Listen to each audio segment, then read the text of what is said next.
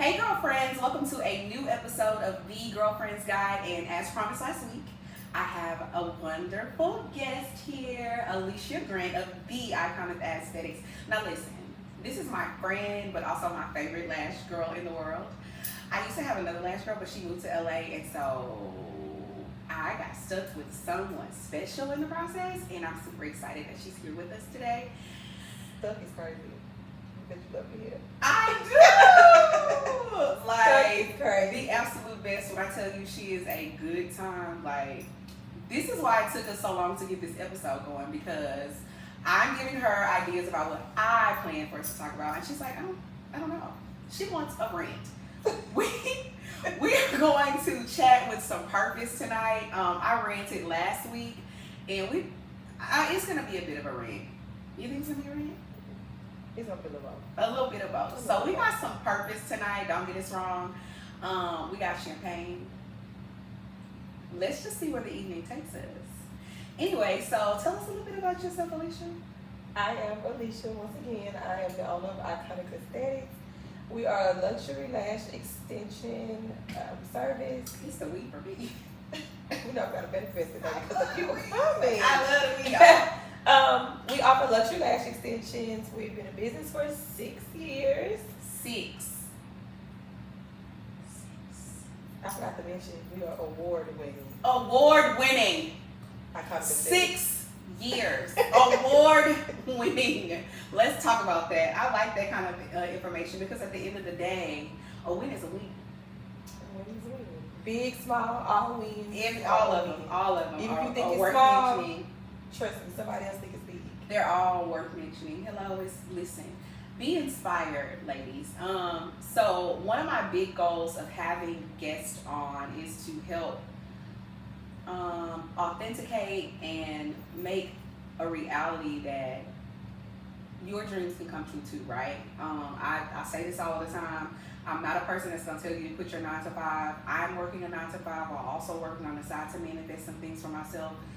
But this is a person who is live and in living color, who started a business while working a 9 to 5 and turned it into her full-time focus without the comfort zone of a 9 to 5. So I felt like this was a really, really important guest because we talked about executing the vision. We went over various things, and last week I ranted about a million things, but I made sure we got back on course to focus on how we're praying, how we're staying focused on the things that we're supposed to be doing, and ultimately at the end of any day, the goal is to make sure that we build something and do things that are going to get us to the next level. And if the next level looks like you're not working for somebody else, if the next level looks like you're not building someone else's dreams, let this be a prime example of that. So tell us about, what was the pivotal moment for you that made you decide, I'm about to quit this shit? So I was in the healthcare industry for 7 years. I got a long time with stuff. You know You're what? an old bitch. So I was in the healthcare industry and I worked in an emergency center, and COVID came, and everybody know how crazy COVID was. Like, it was cool in the beginning, but then you just get overwhelmed. You seeing people die left and right, still trying to stay afloat, run the business and run the household. And you get to work and you start feeling unappreciated about things that don't even matter. So we, in the midst of all that, we got a new boss and we just wasn't clicking. And I don't like not being able to go somewhere that I'm not valued, I guess I can say. And That's important. and one day I just woke up and was like, my birthday gift to myself. Well, let's backtrack. I had been doing lashes at this point for about 3-4 years at this point. Okay, so it wasn't instant, guys. She No. started while working. No, I definitely Okay. started while working. So 3 to 4 years in, Yes, and I was. you woke up and said, fuck this shit. That's exactly what. Listen, It's like, not hurting anything. listen, like, I was just like, I'm not gonna keep taking this shit. Like, it's time to go. Like, I worked for so long. Like, I would work 7 to 7 most days. I would leave at 7, go do somebody lashes at 7 o'clock at night, 7:30 at night, finish there by 10, go pick my son up from the babysitter, go home, try to do, household things. And for me to get up every morning at 7 o'clock in the morning to go somewhere that I knew I was going to hate was crazy to me. So I eventually started getting with marketing coaches or just business coaches in general, and was like, let me figure out how to leave this, because of course you're always scared, and of course if you're not scared, you might not need to do it. So yeah, it's always gonna be some fear associated. So I was very fearful, and I was just like, let me figure out how can I curate a plan to get me out of here, because trust and believe, I had a lifestyle and bills that I was like, if I can't maintain what I already do or more, I'm not leaving here. So I'm not the girl, and I tell people all the time, I'm not the girl that jumped out on faith.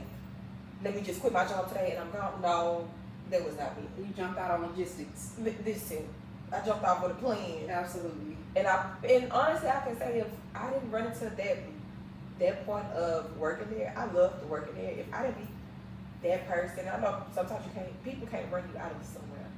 I honestly just feel like it was God moving me out of that space, because he knew that I was not going to quit on my own. So I probably still would have been there today. And I think that that's always a really pivotal moment for me with things. When I've changed jobs and moved into different aspects of my career path, there's always been a little bit of discomfort in the space that I was standing in currently that made me realize, oh, it's time. And I am never sorry. I am never apologetic about doing what's favorable for me and what I know I bring to the table, because I know any space that I'm in work-wise, I'm bringing the shit. I'm going to give 100% every single day, even when I don't have an ounce to give to myself. And so when I think about that, when I think about how many other women are going to jobs in spaces, sorry guys about that timer, that was our talk time. Listen, we put on a 10-minute timer to kind of talk through what we were going to talk about, and then we just got started, and here we are. That's how our conversation always flows naturally. But anyway, that just lets you know this is my girl. But I've always been the type of person, once I start to feel too much discomfort, or my biggest thing, if I feel undervalued or unappreciated, and I feel like in this space, this is my ceiling, and this is with everything, friendships, relationships, workships, it is time for me to go, because I feel like if my 100%, because I give a lot, if that's not enough, I'm getting the fuck. And I mean that from the bottom of my heart. So any of you who are out there in places and spaces where you don't feel valued, this is your sign. This is your why. This is your reminder that you don't have to stay there. Start your plan. We just went over 4 weeks of an entire focus of you figuring out what you wanted to do, what you've been procrastinating on, what that would look like for you, how you wanted people to feel. We talked about your branding. We talked about the actual execution. We talked about you adding new habits into your routine to actually get you going. This is a sign, right? This is me just reminding you that what you're doing now doesn't have to be the end all be all. And realistically, that discomfort where you are currently is reason enough for you to start making a plan to get yourself out of that situation. So that leads me to my next question. What are 3, take your time, listen, the champagne is flowing, and I hate that it's over there because I really want to refill us in a minute, but the champagne is flowing. What are 3 pieces of key advice you would give the new entrepreneur, someone who is still, we're going to be realistic, someone who is still in a 9-to-5, someone who is struggling to, I'm not going to say to find their niche, you know what you want to do. You're clear on that. I can't talk to the I don't know type right now, because that clarity is what, and if you don't know, this is your time to get clear on what you need to be doing, on what you want to do, what you're passionate about. Something is in your heart or on your mind for a reason. Stand on that. We don't have time for a lack of clarity right now, right? But this is for the people who are clear on what they want to do, what they're wanting to do. They have a 9-to-5 that they're reporting to on a daily basis. What are 3 pieces of key advice you could give them as a new entrepreneur? The first one is enjoy the roller coaster. I don't like them. I don't like roller coasters. What about the girls that don't like them? Me neither. But in the entrepreneur world, It's gonna be plenty. Crazy. It's gonna be points that you just want to be like, you know what? I'm tired and I don't feel like it. Yeah. And tired is not an option. I'm tired. I don't feel like it's not an option. Like When you work for you. When you working for you. Like, yeah, that 9 to 5, cool. You know, you get off, you go at 9, you get off at 5. And you could also get paid on the days that you take off. And this is true. And working for yourself, you don't have that. So I say enjoy the roller coaster because you gonna always have your up and down moments. I've had my up and down moment. I recently had an up down moment in 2023. I'm not gonna say down like financially, just down mentally, because it's like, okay, what's next? Mm-hmm. You're 6 years in business, you expected so much more, and it's just like, okay, but you don't even know that God really got something bigger, a plan for you. And I feel like in them down moments, you embrace it. You take time. Also, just on the roller coaster, you're gonna have this whole whirlwind of just excitement. You go through so many emotions. You go through the highs and the lows. Mm-hmm. One thing that you might think this is the best idea ever and don't pop off how you expect it to pop off. A lot of times we tend to be like, you know what? Well, we ain't gonna do this no more. No, be consistent. Mm-hmm. That's number 2. Being consistent. So enjoy the roller coaster. Be consistent. Be consistent. I notice a lot of times, even with me just giving classes and, you know, talking to other entrepreneurs, we got all these ideas and we start and we kind of step back. And then we start I've done step that. back. I've done that. So Because being life, consistent. And yeah, life, but life don't always happen. yeah. Life Yeah. don't life. It's Ooh. just trying to figure out We do without our balance. permission. Life That is part. gonna life. It's the balance. That's number 3. Balance. Balance. Find your balance. Enjoy the roller coaster. Stay consistent. And find your balance. Find your balance. Ooh, I like that. Because the thing is, Wow, like, they just came off the dome for That's why. But no, off the real. dome, I love But that no, for because it's real. the reality and it speaks to what your experience it has been for you. And I like that even 6 years in, with a few years away from reporting to someone else's dream. Because ultimately that's what we're doing when we're going to a job. We are building somebody else's vision, somebody else's dream. And we put everything into them people's lives. We absolutely For us to walk away, and guess what they still gonna do? absolutely do. Right. They still gonna run it. They With still or without gonna- you. With or without your innovation, the way you show up, your timeliness, your organization, your skill set, your coachable ability. Like they still gonna run they shit. What you gonna do for you? Yeah. That part. Right? And I think that when I think about being prepared for what happens, when you see a roller coaster in its fullness, there's a lot of ups. And there's these downs where the reality is you get to the up and you kind of like, Wait, what's going on? right? Hold on, this a lot. And the down is where you're screaming and you're yelling and there's this joy and then there's this other piece of fear that happens just before you go back up and then you go back down. It's just like there's a multitude of emotions that come with really stepping out on your faith and yourself. That is required. Like, so if you go into it with the mindset that this is not going to be a straight shot for me, there will be some pivots. There'll be There'll be a lot of pivots. Ooh, Not some. a whole lot. A lot. Like it's really gonna be made up of pivots. Like ultimately, it's really gonna be made up of you paying close attention to what you're doing, whether it works or not, and you'll only be able to pay attention to that if you are being consistent, right? And once you do that, once you're paying attention, once you're honest, once you are actually businessing your business, right? Like when I say businessing your business, I mean you looking at your numbers, you're looking at what people like, you're listening to the input, you're changing and you're shifting, you're staying flexible to what is popular in the moment, but also speaks to your business. Because a lot of times you'll see brands do things out of popularity and it doesn't hit the way it's supposed to, because it's not supposed to always be on a ebb and flow of someone else's input. It's also supposed to stick to your signature. So I think that also comes with the consistent part is, how does my signature show up in what the masses are wanting right now in this season? But if you're not consistent and you're not paying attention, you could ultimately miss several seasons out of inconsistency alone. So that's what I'm saying. Like those are, I feel like being prepared for the fact that it's going to be difficult, but also staying consistent no matter what, and then finding some balance in between everything. I don't know if I could have thought of any better. I know that's right. I know that's right. Because ultimately, that's what it's about. It What has been one of the hardest things for you as a solo mompreneur?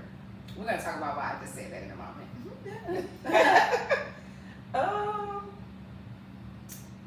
One of the hardest things.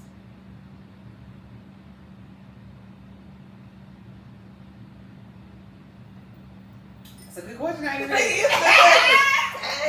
That's a good one. One of That's a the good hardest question. things, because I time manage. I would say time management, but I've kind of got to a flow with that.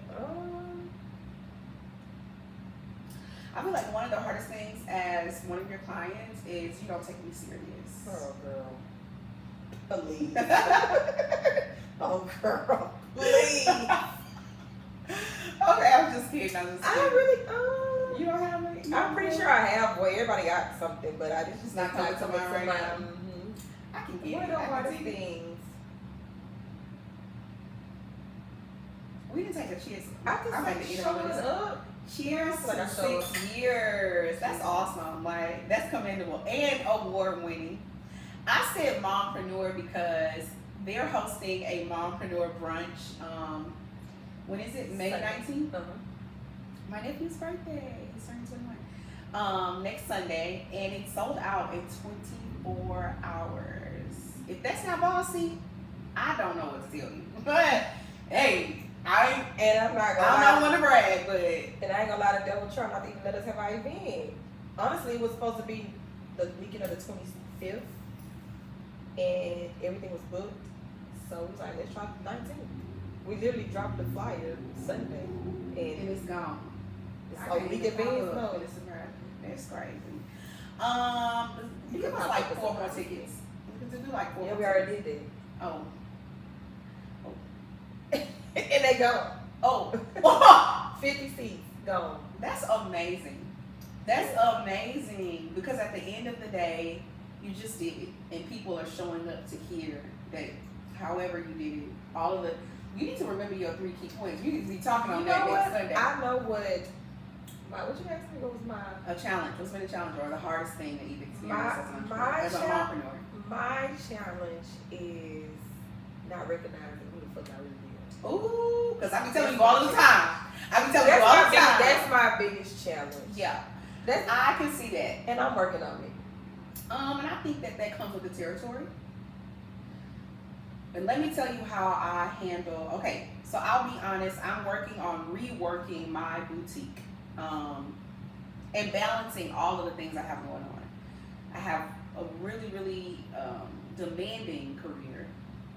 So yeah, I love it for her, but it gets on my nerves. I hate it too. I love it, but it's like, I damn. But dang. But and I'm trying to rework my business, and I'm y'all always see my Houston girls do it better shirts, and that's a part of my business. But I'm trying to figure out a way to recommit myself to all of the things I've envisioned for it, right? Right.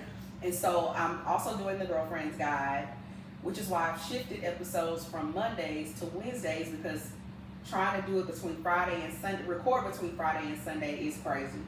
And I also paid attention when I did the survey recently. A lot of people, their availability was not Friday through Sunday. Right. Some said Sunday, but it was just like 2 out of the 10 or 11 people Yeah, that because completed it. realistically, People be on Sunday, Monday. not even just Sunday, And they Sunday. want to relax. You preparing for your week. Absolutely. You got kids, you got this, you got that going on. Sunday, Mhm. before you know it, baby Sunday be over. Before you know it, Monday is here. So I understood when I got those responses, and then I'm also looking at my own, like how hard it is for me working 7 days a week. Literally, it's like I need to shift this a little bit, Right. because if I shift it, it would allow me the opportunity to be more consistent without missing, because I started missing, and I don't want to do that. Like, I really love having this conversation with people, and I'm really interested in bringing other people into the fold, but I didn't want it to be where it was like sporadic. Right. So I think that in doing that, for me, there's a comfortability around coming home from work. My makeup is already done. My hair is already combed. I can just throw on something cute and comfortable and keep going. But I was saying, I say that to say, like, I have a lot of things that are going on. But in having all of these things that are going on, my passion for my business side has never gone away. And I think that as we navigate the space of working a 9 to 5 and trying to maintain businesses, it's very important to pay attention to those times when you feel like, is this for me? I've never felt like it wasn't for me. I feel like Never. it's for you. Well, I know it's for you. That's why I never felt like it wasn't for me. night. This girl texts messages me in the middle of the night with so many ideas that honestly align so like it came out of my own brain for my own shit. And I be like, girl, you my dog. That's all I can say. That's my dog. Like, and it's beautiful when you have friends who care about what you're doing so much so that they help you manifest your own things. Like there hasn't been a time. Now let me tell you something. We do talk a lot of shit. It's a part of our back and forth. But we also do have these big explosive conversations where we're like, you know what, you're right. I value that about her. I value that. And so in the space of working a 9 to 5 and trying to do something that you're passionate about, I hope that you have people around you that are also speaking to what you're doing. If you got people that's doubting you, don't talk to them. I'm not saying that they bad friends. Just move. Just take a step back. What from they them. say, loving from a distance, long headed. Yes. Take a step from those kind of people because they're only seeing your vision from their experiences. Your vision is yours for a reason. And you have to remember, everybody don't have an entrepreneur mindset. So your crazy vision might be like something like, girl, bye. Mm-hmm. Your crazy And it can vision be might very be like discouraging. a different language. Mm-hmm. Discouraging. It can feel like You a hater? ooh. Like, girl, like, why would you do that? because why would you even say that to me? Why would you do that? And that's what made me do it even more, make me go even harder. You owe to my father. And that's the part. I feel like a lot of times people don't recognize how they let their fears, how they project their fears on their friends. I can't say I have that in any of my friend circles though. Fearful, but not negative. My mom, she'd be like, "Ooh, well, what you gonna do? Well, what if this?" She's inquisitive. My grandma too, RP, like I miss her because my grandmother would ask me all of these really vital questions. Like, what's this? Because the women I like came from A different time. We work. Like, what you mean? You go for yourself? Like, whereas, so with me, mom was always like, so, granted, I have a spouse, right? Mom wasn't worried about none of that. So you're gonna be able to maintain your own bills, or you able to maintain these? because she know your lifestyle. Because she's also so independent. And her and my dad been married for forever, but she still always has had this independence about her. So it's like, are you able to do X, Y, and Z? Like, bring everything else out the equation, or are you still able to take care of you? Mm-hmm. And whereas my dad was like, well, she do it. Like, one thing you can't say is you didn't try. You didn't try. All you could do is wake up. If it failed, guess what? A job will always be there. And it might be a little hard to get it, but listen, a job will always be there. If all fails, I go flip a burger too. The job is gonna be there. There's always jobs out there. There's always jobs out there. What I will say is I'm never scared to get out there and do a little clocking, to get it. Never scared. But I feel like a lot of times we struggle with, as entrepreneurs, we struggle with it's not good enough yet. It's not perfect enough yet. It's never gonna be y'all. Perfect. It's never gonna be good enough. It's never gonna be perfect or good enough if you're not actually working in it. It's only as perfect as the work you put into it. It only gets better when you make it better. It only grows when you make it grow. It only and it's still ain't perfect. It's still ain't perfect then. Because you really want to add more. You keep adding more. I think that's why I take like real sporadic breaks from looking at social media. I might post, but I don't scroll. I wish I could do that. Really? I gotta delete the whole app. What? I'm scrolling. Sometimes, like, I have a time frame to where I will stop scrolling, but I'll be in a rabbit hole and don't let me get on TikTok. I just told you I got this outfit on TikTok. You said you got 3 for 20, y'all. That is a fucking steal. You know how I feel about a little jumpsuit situation? Please listen. So yeah, like I say that all the time. I'm just gonna post and get off. I do it often. People be like, "Did you see it?" And I'm like, "No, I wasn't scrolling." Well, I guess it's also because it depends on. So my personal page, and my business page have 2 different followings. So I guess it's because on my business page I post and I scroll, but it's still other like-minded things. Okay. It's not like Shade Room or the gossip or the tea. Yeah. So that kind of scroll is kind of different because I'm looking at. I'm not gonna lie, looking at other content or looking at other ways to pivot or So if you now TikTok now the Idea Green and Girlfriend's Guide, I've kind of got into a good algorithm where there's only stuff about those things that I connect to about my niche on my Instagram and for both of them. The rabbit hole for me is Pinterest and Facebook. I be don't. Ooh, you want to get into it? You want to get into it with me? Okay. So Not today. We have really? company. Oh, you're right. Thank you. Facebook is a rabbit hole for me more so because I really, it's so weird. I like when I see my friends from high school, maybe not friends, people I know from high school, and they're like, I just be so caught up, oh, you doing this, that's cute. And so you gotta comment on stuff, you gotta wish their kids happy birthday, their mama, their daddy, their uncle, their sister, their brother, their cousin. Really a funny place. You gotta congratulate them. It is a very funny place. And then random things start popping up on my Facebook, like recipes and building houses, people building houses and shit. And so like I don't know how to like tune out of that. I don't know how to turn that off. So I absolutely don't open that. Like I've been feeling so much like a champion when I get the little thing on Sundays that say how much FaceTime you've had on your phone. Oh. Yeah, because it's secret. You do? Why? Because you know it's gonna say some crazy. Swipe it to the right, delete. Don't do that. Clear all. Clear all, please. Oh yeah, I'm paying attention to details, baby. I'll be like, okay, your girl went down. I got 4 hours from last week. What? You heard? Discipline, right? I think that a lot of times we discount the little things. That's a big thing for me. Like I mentally don't like the idea of depending on my phone to feel busy or to feel occupied. And I think that's what it is. That's why I don't scroll. If I have some, I go on there with an intention. Now there are days when I can just like, I got time today. Oh yeah. Yeah, I just try not to make it every day. You always have it? No. I'm asking. Quite frequently, you kind of seem like you don't really know. If you what we say, likely, somewhat likely.